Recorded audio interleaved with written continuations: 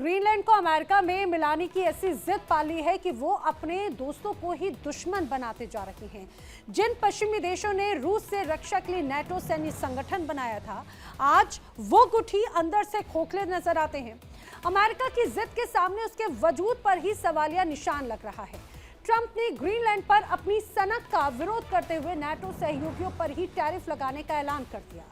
इसे नाटो के लिए उसके इतिहास का सबसे बड़ा संकट माना जा रहा है। वहीं ट्रंप के बयान के बाद अब सवाल उठ रहे हैं कि क्या अमेरिका अब ग्रीनलैंड पर बहुत जल्द हमला करने वाला है, क्योंकि डोनाल्ड ट्रंप ने कहा है कि डेनमार्क ने 20 सालों तक ग्रीनलैंड को लेकर नाटो की चेतावनियों को नजरअंदाज किया है।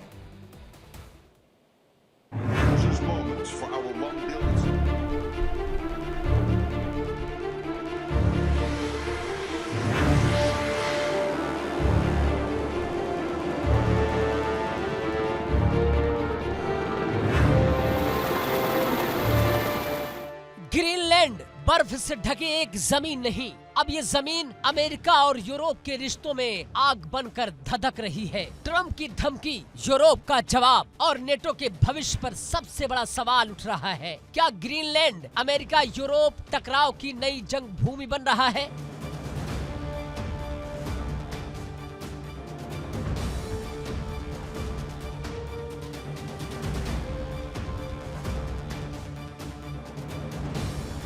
ग्रीनलैंड को लेकर ट्रंप का बयान आते ही यूरोप में भूचाल आ गया। ट्रंप ने न सिर्फ ग्रीनलैंड को अमेरिकी नियंत्रण में लेने की बात कही, बल्कि टैरिफ की सीधी धमकी भी दे डाली। और इसके अगले ही दिन यूरोप के 8 देश एकजुट होकर सामने आ गए। इन देशों का साफ संदेश, हम डेनमार्क और ग्रीनलैंड के लोगों के साथ खड़े हैं। इन 8 देशों ने याद दिलाया, हम सभी नेटो के सदस्य हैं और आर्कटिक की सुरक्षा किसी एक देश की नहीं, बल्कि साझा जिम्मेदारी है। यानी ग्रीनलैंड सिर्फ जमीन नहीं, ये नेटो की सामूहिक सुरक्षा का मुद्दा है। अब समझिए डोनाल्ड ट्रंप की रणनीति। ट्रंप ने ऐलान किया कि 1 फरवरी से 8 यूरोपीय देशों पर 10% टैरिफ लगेंगे और अगर ग्रीनलैंड पर समझौता नहीं हुआ तो 1 जून 2026 से ये टैरिफ बढ़कर 25% हो जाएगी। यानी ग्रीनलैंड के बदले आर्थिक दबाव। तो वहीं यूरोप ने भी पीछे हटने से इनकार कर दिया। यूरोपीय परिषद के अध्यक्ष एंटोनियो कोस्टा का बयान सामने आता है, यूरोप अंतर्राष्ट्रीय कानून की रक्षा करेगा और किसी दबाव में नहीं झुकेगा। वहीं यूरोपीय आयोग के अध्यक्ष ने भी चेतावनी दी कि टैरिफ अमेरिका यूरोप रिश्तों को कमजोर कर देंगे। अब सबसे बड़ा सवाल है, ट्रंप ग्रीनलैंड के पीछे इतने आक्रामक क्यों है?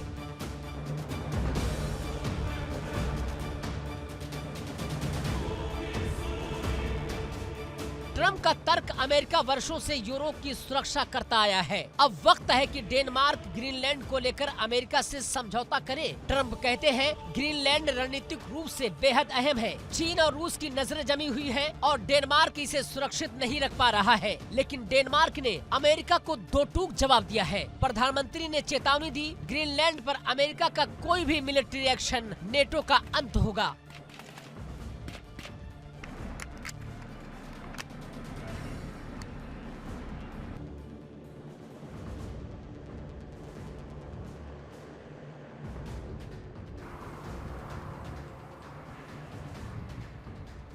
डेनमार्क ने साफ कहा कि ग्रीनलैंड की बिक्री, ट्रांसफर या सैन्य कब्जा कभी मंजूर नहीं होगा। इतना ही नहीं, डेनिश सेना ने आर्कटिक में तैयारियां बढ़ा दी हैं। तो वहीं फ्रांस, जर्मनी और ब्रिटेन डेनमार्क के साथ खुलकर खड़े होते नजर आ रहे हैं। यूरोपीय नेताओं ने ट्रंप की धमकियों को नामंजूर और पूरी तरह गलत बताया है और इसी से ट्रंप और भड़क गए। 18 जनवरी 2026 को ट्रंप ने ऐलान कर दिया कि ग्रीनलैंड डील तक 8 यूरोपीय देशों पर 10% टैरिफ लागू रहेगा।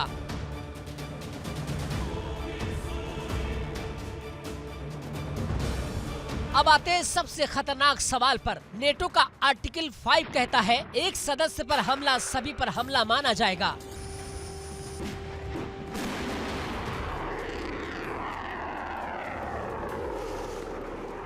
तो अगर ट्रंप ग्रीनलैंड पर हमले का आदेश देते हैं तो क्या होगा? क्या अमेरिका खुद अपने ही नेटो सहयोगी पर हमला करेगा? और अगर ऐसा होता है तो नेटो बचेगा या टूट जाएगा? आलोचक साफ कह रहे हैं कि अगर अमेरिका ग्रीनलैंड पर हमला करता है तो वो सिर्फ डेनमार्क पर हमला नहीं होगा, वो होगा नेटो के ताबूत में आखिरी कील।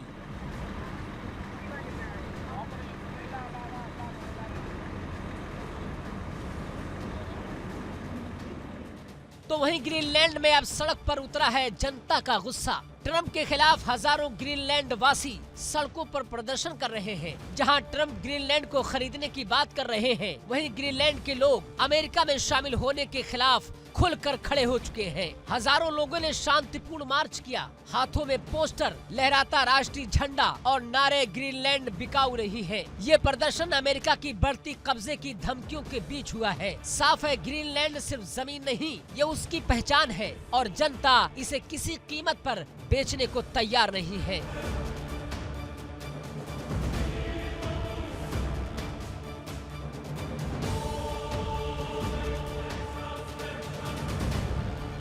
बहरहाल ग्रीनलैंड आज सिर्फ बर्फ का टुकड़ा नहीं, ये अमेरिका यूरोप रिश्तों की सबसे बड़ी परीक्षा बन चुका है। सवाल ये नहीं कि ग्रीनलैंड किसका होगा, सवाल ये है क्या पश्चिमी दुनिया एक साथ खड़ी रहेगी या ट्रंप की जिद इतिहास बदल देगी। नजरें टिकी हैं अमेरिका पर भी और पूरे यूरोप पर भी। Bureau report, India daily.